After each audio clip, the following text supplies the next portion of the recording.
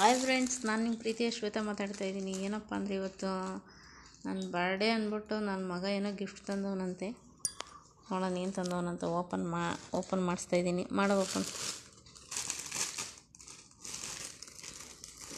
ಇಲ್ಲಿಕ್ಕ ಒಂದಲ್ಲ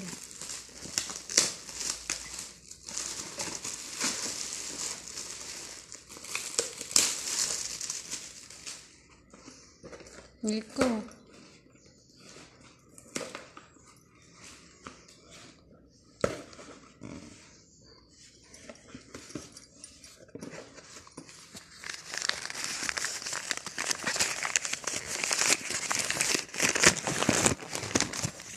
ನೋಡಿ ಫ್ರೆಂಡ್ಸ್, ನನ್ನ ಮಗ ತಂದು ಕೊಟ್ಟಿರೋದು ಬಳೆ.